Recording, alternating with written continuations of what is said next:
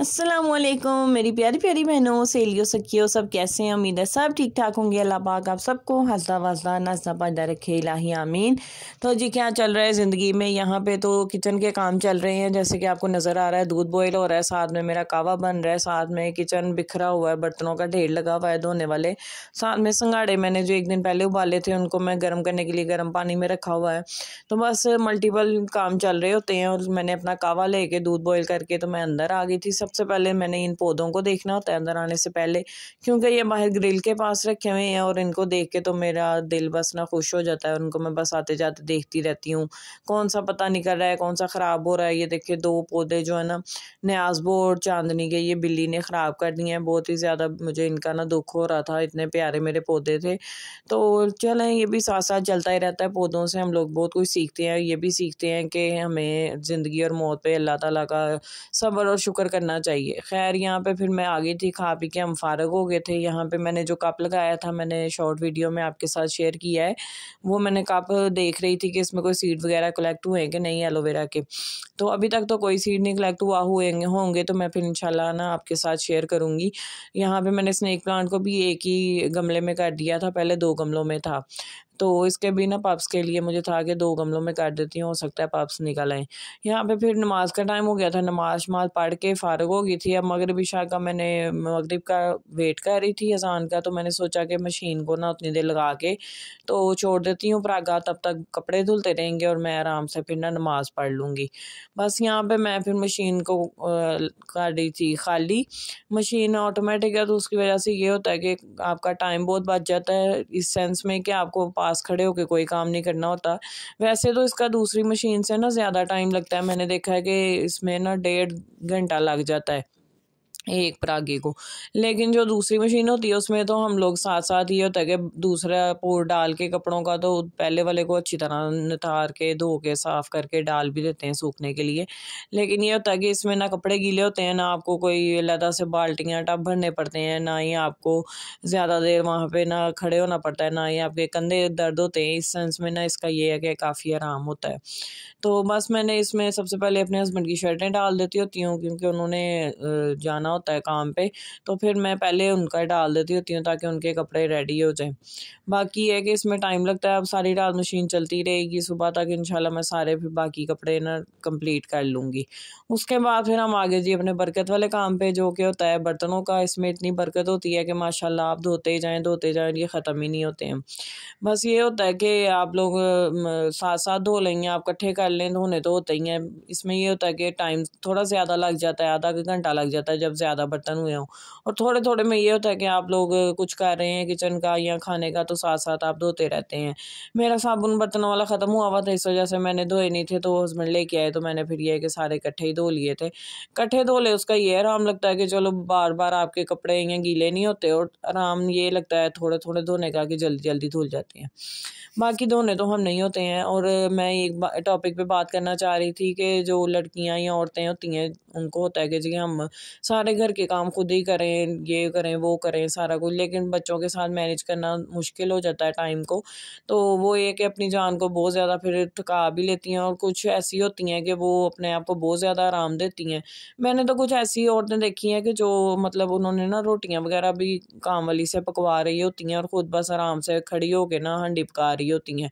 और मैं सोच रही होती हूँ कि यही हांडी पकाते पकाते साथ ही रोटियां भी पकी जानी थी, इसमें लगाने वाली काम वाली क्या बात थी। लेकिन ये होता है कि कुछ औरतों को बहुत ज़्यादा आराम होता है कि अपनी जान को आराम दे, और इसमें इतना कुछ गलत भी नहीं है अगर आप अफोर्ड करते हैं, आपके हस्बैंड वगैरह या आप खुद जॉब करती हैं, तो फिर मैनेज करना ना मुश्किल हो जाता है जॉब के साथ। तो इस वजह से अगर आप अपने आप को आराम देने के लिए काम वाली लगाती हैं तो उसमें कोई हर्ज नहीं है। लेकिन अपनी सेहत के हवाले से भी ना काम वाली, बस ये होता है कि सफाई बर्तन वगैरह के लिए चलो चलती है, लेकिन जो लोग किचन का काम या हांडी रोटी भी करवा रहे होते हैं उनका मैं सोच रही होती हूँ कि वो फिर खुद बोर नहीं होती हैं, उन्होंने कुछ और नहीं करना होता।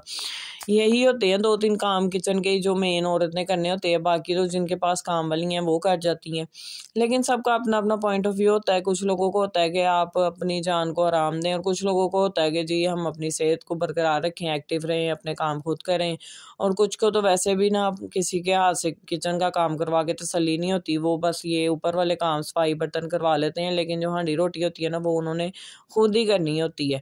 तो बाकी ये है कि अल्लाह पाक सबको ज़्यादा दे, सबको आराम सुकून वाली ज़िंदगी दे। किसका दिल नहीं करता आराम करने को और सुकून से बैठ के आराम करने को, लेकिन चलें, सबका अपना अपना हिसाब किताब होता है। इसमें किसी को भी यानी कि बुरा कहने वाली बात नहीं। जो खुद करती हैं वो भी अच्छी बात है, और जो किसी से करवा लेती हैं वो भी अच्छी बात है कि चलो वो अफोर्ड करती हैं तो अपने आप को आराम दे रही हैं। यहाँ पे बातों बातों में हमारे बर्तन भी तकरीबन धुल गए थे। बर्तन धो के मैं अभी साइड पे होती हूँ, तो अंदर टेबल पे बच्चों ने फिर कोई ना बर्तन रखे होते हैं। तो ये होता है कि बर्तनों का तो ये था, सिंक तकरीबन खाली है, आपको ना आधे घंटे से ज़्यादा मिल नहीं सकता है। तो बस इसी तरह बर्तनों का काम तो चला ही रहता है। लेकिन ये है कि बर्तन धोने लग जाओ ना तो फिर मज़ा भी आने लग जाता है, और मुझे होता है कि बस मुझे इकट्ठे करके दे दे, मैं बस धोती जाऊँ। मुझे फिर ये है कि बार बार जब अंदर जाऊँ तो फिर बर्तन पड़े हो ना, तो मुझे वो नहीं मज़ा आता। मैं कहती एक ही दफ़ा ना सारे अच्छे से धुल जाएँ। और कुछ लोग ऐसे होते हैं, वो कह रहे होते हैं हम धो रहे हैं तो कोई पास अब और बर्तन ला के ना रखे, उनको गुस्सा आने लग जाता है और बर्तन रखे तो। मुझे होता है कि मैं धो रही हूँ ना, धोते धोते जितने मर्जी धुलवा लो, बाद में फिर मुझे होता है कि बाद में ना सिंक गंदा ना हो दोबारा से, वो बड़ी उलझन होती है कि अभी हमने इतना अच्छा सिंक और किचन साफ़ किया और फिर से बर्तन इकट्ठे हो गए हैं।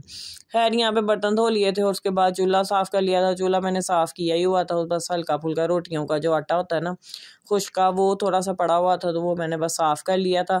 और यहाँ पे साग भी गर्म करके ना थोड़ा सा बचा हुआ था, वो रखा हुआ था। साग भी आ गया है, और शुक्र अल्लाह का कि हमारे घर में इस तरह का साग नहीं बनता जिस तरह लोगों के घरों में बनता है। वो तो दिन रात सुबह शाम साग साग साग ही हुआ होता है, लेकिन हमारे घर में मुझे पसंद नहीं है ना बनाना ना खाना। तो लेकिन ये है कि बाकियों को पसंद है, बच्चों को भी, हस्बैंड को भी, डैडी को भी, तो फिर उस वजह से ना पक जाता है, लेकिन मैं नहीं इतने शौक से खाती हूँ।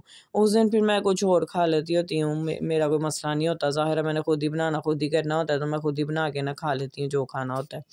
बस यहाँ पे फिर मैं हांडी की तरफ आ गई थी, हांडी पकाने लगी थी। यहाँ पे मैंने राशन में पहले संगाड़े बॉईल किए हुए थे ना, तो उसी को मैंने ना हंगाल के तो फिर उसी में हांडी पका ली थी। मैं यहाँ पे टिंडियाँ बना रही थी, और जो मैंने मसाले का पैकेट बना के डब्बियों में फ्रीज़ किया होता है ना, वो मैंने निकाल लिया था एक डब्बा।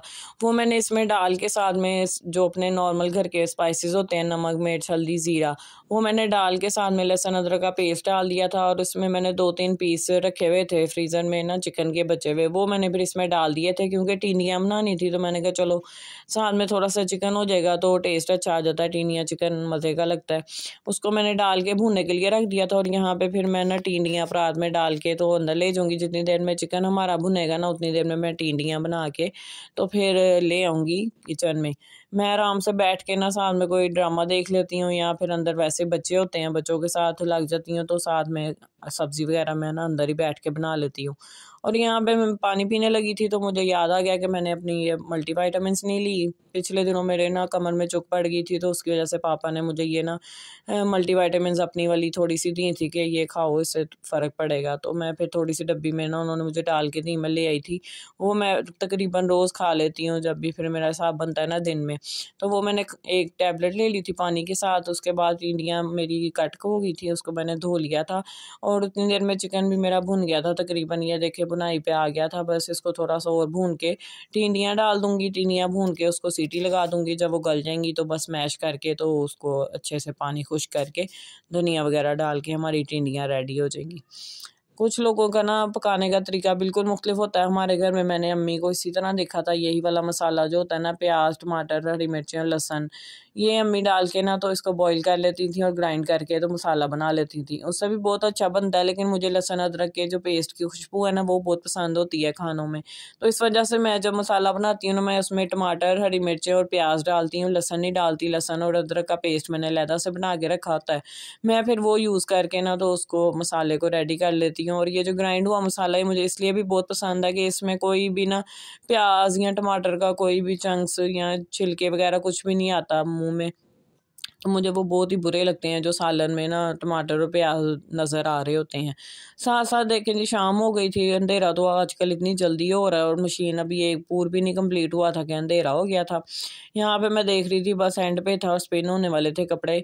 उसके बाद फिर मैं दोबारा से किचन में आ गई। बस जब मशीन लगी होती है तो फिर अंदर बाहर के चक्कर लगते रहते हैं और मुंतहा मेरे पीछे पीछे रहती है। उसकी वजह से वो बेचारी रात को कह रही थी मेरी टांगों में दर्द हो रही है। फिर मैं उसको कह रही थी कि आप ना अंदर बाहर फिरा करो। उसको मैं कहती भी रहती हूँ आप अंदर चली जाओ, मैं आ रही हूँ, लेकिन आपको पता है छोटे बच्चों का यही होता है, चाहे उन्होंने फ़ोन पकड़ा हो या कोई और चीज़ खेल रहे हो, उन्होंने माँ के पीछे पीछे ज़्यादा रहना होता है। रोटियां दोपहर को मैंने पका ली हुई थी। बस यहाँ पे मैंने अपने हस्बैंड के लिए 3 रोटियां पकानी थी, वो फिर मैंने सोचा कि मैं ना साथ ही पका के तो फिर एक ही दफ़ा अंदर चली जाऊँगी, क्योंकि मुझे होता है किचन का काम एक ही दफ़ा मैं समेट लूँ। हांडी, रोटी, बर्तन, चूल्हा, शैल सारा कुछ साफ़ करके तो मैं फिर एक ही दफ़ा अंदर चली जाती होती हूँ। और जब मैं रोटियां पका रही होती हूँ ना, तो मुंतहा ने तो लाजमी अपनी ना लेके आना होता है कि मुझे मम्मा छोटा आटा दे दें, आटा दे दें। उसके लिए फिर मैंने ये छोटा सा पेड़ा ना अलहदा ही कर दिया था और वही बात हुई, अभी मैंने उसको रखा ही था तो साथ ही वो आ गई थी लेने के लिए। ये देखें, उसको फिर मैंने कोली में डाल के साथ में थोड़ा सा खुश्क आटा डाल के ना तो दे देती हूँ। फिर ये कि आराम से ना अंदर बैठी रहती है, टेबल पे रख के अपना छोटा बेलना चकला लेके तो रोटी पकाती रहती है। फिर कहेगी मैं पापा के लिए रोटी पका रही हूँ, और फिर काफ़ी देर ना उसके साथ खेलती रहती है। मुझे होता है चलो अच्छी बात है, बच्चा एक तो घर के कामों में इन्वॉल्व हो जाएगी इस तरह आहिस्ता आहिस्ता, और दूसरी बात ये है कि फ़ोन से दूर रहती है, उसकी वजह से मुझे होता है कि चलो आटा ले लें उसे। यहाँ पे बस मैं आज आपको पूरी डिटेल में वीडियो दिखा रही हूँ कि मैं आटे उल्टे तवे पे ना रोटियां कैसे बनाती हूँ। मैंने ज़्यादातर लोगों को ना सीधे तवे पे रोटी पकाते देखा है, लेकिन हमारे घर में अम्मी ने हमेशा उल्टे तवे पे पकाई है। इस वजह से हमें भी आदत है उल्टे तवे पे रोटी पकाने की, और हमें इसी पे ही मज़ा आता है और इसी में ही ना रोटी अच्छी बनती है, पतली सी। जो सीधा तवा होता है ना पराठे वाला, उसमें जो आटा ना वो इकट्ठा हो जाता है, उसकी वजह से रोटी थोड़ी सी ना भारी हो जाती है। लेकिन इस उल्टे तवे पे ये सही रहता है कि रोटी फैली रहती है, जितनी आपने फैला के डाली होती है उतनी रहती है, उसकी वजह से वो ना मोटी नहीं होती, भारी नहीं होती। तो बस आटे को रोटी को ना तेज़ आंच पे ही मैं पकाती हूँ, उसकी वजह से ना रोटी सॉफ्ट रहती है। हल्की आंच कर देना तो रोटी आटा ना ड्राई होना शुरू हो जाता है। तो बस मैं तेज़ आंच पे करके इसको साथ साथ पलटी जाती हूँ ताकि एक ही तरफ ज़्यादा कलर ना आ जाए। उसके बाद बस तवे को साइड पे करके तो तेज़ आग पे हमने इसको ना कर लेना होता है। बहुत तेज़ आग भी ना हो के बिल्कुल ऊपर रखते ही वो निशान पड़ जाएँ जो होते हैं चूल्हे के, तो बस इतना हो जाए कि प्यारे से फूल बन जाए। बस यहाँ पे रोटियाँ हम पका लेंगे फटाफट। रोटियों का भी यही हिसाब है, पहले दिल नहीं कर रहा होता क्या तवा निकाल लें, खुश्का निकाल लें, आटा निकाल लें, लेकिन जब पकाने लग जाओ फिर मज़ा आने लग जाता है, फिर बंदा पका लेता है जितनी पकानी होती है।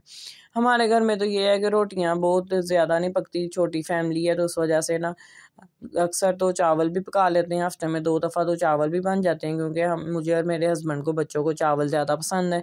सिर्फ डैडी नहीं चावल खाते, उनको सूट नहीं करते, तो उसकी वजह से फिर हम ये कि साथ में कोई सालन वगैरह कर लेते हैं ताकि उनको रोटी दे दें। फिर जिस दिन चावल पके होते हैं फिर सिर्फ डैडी की रोटी पकानी होती है और वो फिर ये है कि रोटी खा लेते हैं, हम चावल खा लेते हैं। रोटियाँ भी हमारी तकरीबन रेडी हो गई हैं, एक रोटी रह गई है, वो भी जल्दी से हम पका लेते हैं, फिर उसके बाद हम नेक्स्ट क्लिप की तरफ जाएँगे। अच्छा, मैं इतने दिनों बाद वॉइस ओवर कर रही हूँ ना इस व्लॉग पे कि मुझे इतनी सही तरह याद भी नहीं है कि ये इसमें मैंने क्या-क्या ऐड किया हुआ है, कौन-कौन से क्लिप ऐड किए हैं मैं, क्योंकि ये 2 दिन का तकरीबन व्लॉग है। तो एक दिन तो मैंने काफ़ी ज़्यादा शूट कर लिया था, उसके बाद नेक्स्ट डे भी थोड़ा-सा शूट करके तो मैंने व्लॉग बनाया, क्योंकि मैं ज़्यादातर अब शॉर्ट्स ही बना रही होती हूँ, उस पे ज़्यादा अच्छा रिस्पॉन्स आ रहा होता है। लॉन्ग व्लॉग्स पे ना अभी इतना अच्छा रिस्पॉन्स नहीं आता। तो उस वजह से फिर मैं ना ज़्यादा शॉर्ट पे ही मेरा होता है, ऊपर से वो ना अपलोड भी जल्दी हो जाता है, नेट का अक्सर मसला रहता है, तो लॉन्ग वीडियो में ना अपलोड होने में इतना टाइम लग जाता है। खैर यहाँ पे ना रोटियाँ तकरीबन हमारी हो गई हैं, और कुछ औरतें होती हैं जिनको चाय का बहुत ज़्यादा होता है, वो बहुत ज़्यादा शौकीन होती हैं, चाय लवर होती हैं, तो खाना वगैरह खाने से पहले या बाद में या काम करने के बाद ना रिलैक्स होने के लिए फिर वो अपना मी टाइम जो है ना वो चाय के साथ इंजॉय करती हैं। लेकिन मेरा यहाँ पे ये हिसाब है कि मेरा जो मी टाइम होता है ना वो कॉफ़ी के साथ होता है। मैंने फिर यहाँ पे ना कॉफ़ी भी मैंने सोचा अभी बना के ना तो फिर ही अंदर जाती हूँ, ताकि एक ही दफ़ा मैं अंदर चली जाऊँ, बैठ के आराम से कॉफ़ी पीऊँ, क्योंकि बार बार किचन में आने को भी दिल नहीं करता। यही होता है कि पहले एक दफ़ा ही सारा काम कंप्लीट कर लें। यहाँ पे मैं कॉफ़ी डाल लूँगी, कॉफ़ी 1 चम्मच डाल के 2 चम्मच चीनी डाल के तो इसको मैंने अच्छे से बीट कर लिया। मैं इसको स्टील के गिलास में बनाती हूँ, क्योंकि शीशे के गिलास में एक तो ये फ्रॉथ ही इतनी ज़्यादा आ जाती है, आधा गिलास तो इसी से भर जाता है, तो फिर दूध बहुत थोड़ा डलता है। इस वजह से मैं स्टील का गिलास लेती हूँ, और बच्चों ने भी साथ मेरे पीनी होती है, तो मैं फिर फिर ना स्टील का गिलास एक भर के बना लेती हूँ, उसी में से बच्चों को भी दे देती हूँ, ख़ुद भी पी लेती हूँ। क्योंकि बच्चों को भी मैं बहुत ज़्यादा नहीं देती, क्योंकि गर्म होती है और ख़ुद भी ज़्यादा नहीं पीती। इसी तरह आधा गिलास तकरीबन मैं पी लेती हूँ और आधे में से दोनों बच्चों को दे देती हूँ। इसको अच्छी तरह बीट कर लेंगे। जब से ये बीटर ली है मेरी तो ज़िंदगी आसान हो गई और कॉफ़ी का मज़ा डबल हो गया। इतना अच्छा ये बीट कर देती है, 2 मिनट में बहुत ही ज़्यादा प्यारा इसमें ना फ्रॉथ आ जाता है। तो इसको मैंने अच्छे से बीट कर लिया था। अब ठंडा होने के लिए मैंने पहले ही दूध फ्रीज़र में रखा हुआ था, क्योंकि इसमें बर्फ़ डाले ना तो वो पतली सी कॉफ़ी हो जाती है, मज़ा नहीं आता। इसलिए मैं ना दूध को फ्रीज़र में रख देती हूँ। जितनी देर मैं ये काम कर रही थी फ्रीज़र में दूध रखा हुआ था और मैं ये बीटर को भी ना इसमें दूध में चला देती हूँ, ताकि ऊपर से कॉफ़ी अच्छी तरह उतर जाए, वरना काफ़ी कॉफ़ी ना ज़ाया हो जाती है इसके ऊपर लगे लगे ही। वो फिर धोएँ तो फिर ज़ाहिर है वो ज़ाया हो जाती है। इसलिए मैं ना इसको एक दफ़ा चला लेती हूँ कॉफ़ी या दूध के अंदर, तो वो फिर सारी कॉफ़ी ना अच्छे से साफ़ हो जाती है दूध में।